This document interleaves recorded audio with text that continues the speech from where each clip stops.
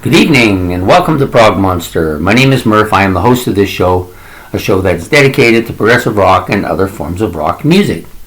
So this is our Monday night look back at a classic rock album show. And today we are doing these guys and this album, STYX Cornerstone. Fantastic album.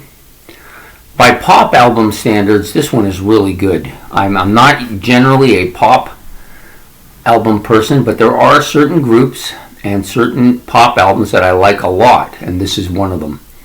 STYX released a couple more poppy albums in the future. The next one wasn't too bad. After that, kind of went downhill for a bit, but this album is just great. Like there's very few albums with the kind of pop songs on here like this. I think the biggest factor with STYX that makes them so good is their vocals. They have among the best vocal trio of any band out there. I cannot think of a single band whose vocal harmonies I enjoy more than STYX. And that goes even on some of the albums that I don't necessarily like too much. They still have those harmonies. And even now, with Dennis gone from the band for 2 decades, they still have Lawrence Gowan, who I think fits right in perfectly. I loved his vocals when he was a soloist. When he came and joined STYX, I love them that much more. He has an entirely different range than the other guys, but just a fantastic vocalist as well. So anyways, I'm going to get underway with the album. Okay, this album was released October the 19th, 1979. Right at the end of the 70s. The last STYX album before they got into the 80s. Great album. Pumpkin Studios in Oak Lawn in Illinois. About 38 minutes or so in length on the A&M label, and of course produced by STYX. Of course the members, Tommy Shaw playing guitars, lead vocals. I think he plays mandolin. Yeah, I know he plays mandolin on Boat on the River. He does that here. And then we have Dennis DeYoung on keyboards and synthesizers and lead vocals as well. He also plays, I think he plays the accordion. If I'm not mistaken, he plays the accordion on Boat on the River. The next guy, James Young, or JY if you prefer, guitars, lead vocals. He plays auto harp. I'm pretty sure he plays auto harp on one track. Then we have John Panazzo, percussionist. Actually, I think, John Panazzo, drums and percussion. And then we have Chuck Panazzo, his brother, playing bass, and he plays acoustic bass on one track as well. And one of the two, I think it's John, plays auto harp as well. Could be wrong. But at any rate, they all play quite a few instruments really well, and the vocal harmonies are second to none. There's no band out there, in my opinion, who has the kind of vocal harmonies these guys have. And that's, to me, why they're easily my favorite American rock band. There's nobody even close to them. At one time, Kiss would have been my favorite American band, but they've long since passed them and are in my top group of 8. So anyways, we have 9 tracks on this album. 4 done by Tommy Shaw, 4 done by Dennis Young, and 1 track by James Young, or JY if you prefer.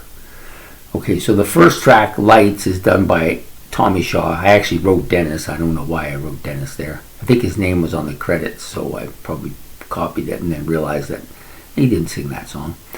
Lights is a great opening track, very upbeat, very up-tempo, just like that song, Light Up, very kind of, and I'm Okay. All these tracks are really poppy, but uppity type of positive feelings from the tracks, and some great vocal harmonies on this track as well.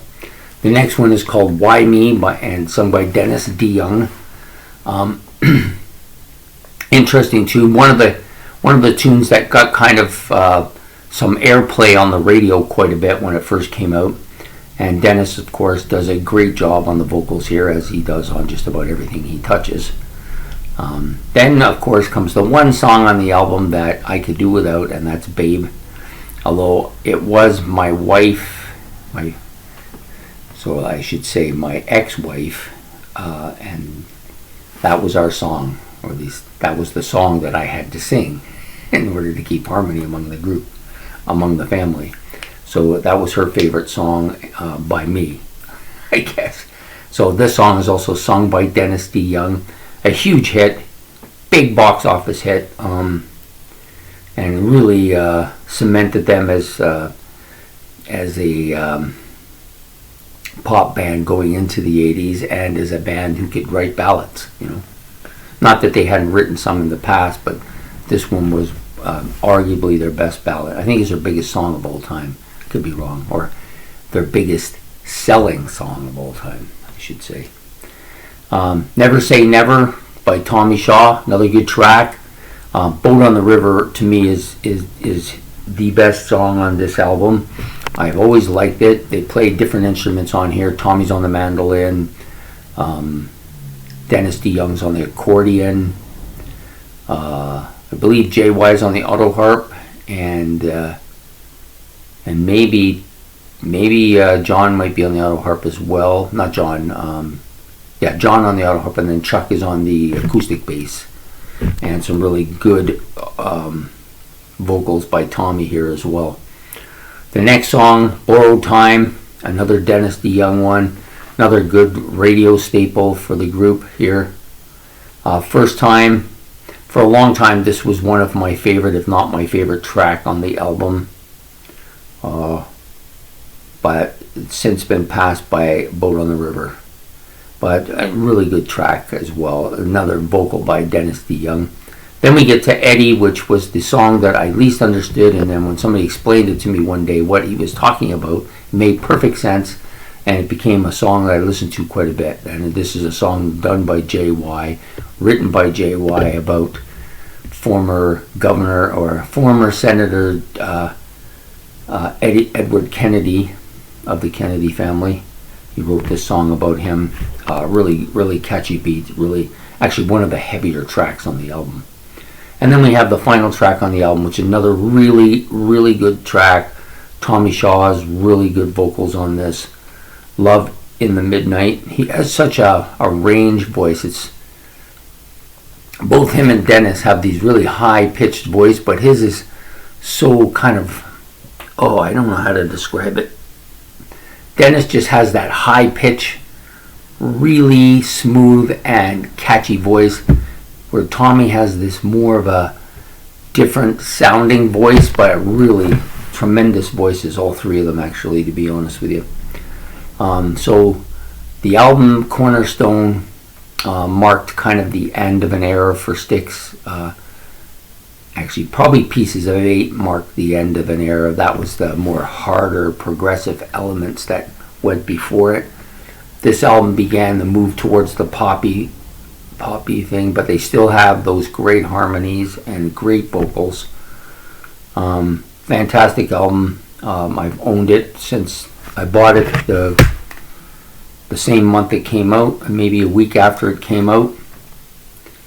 I like the cover quite a bit. Really catchy tunes. I remember being a little bit disappointed when I first went through it, thinking, oh my god, this is so poppy compared to what Pieces of Eight and Grand Illusion are. I thought, wow, I don't know if this is going to be good, but I warmed up to it fairly quickly though. Anyways, that's it for today on looking back at a progressive rock album. STYX's Cornerstone, great album. Tell me your opinions about the album. I'm curious to hear what other people think about it. Was it the beginning of the end for STYX, or was it just another great album?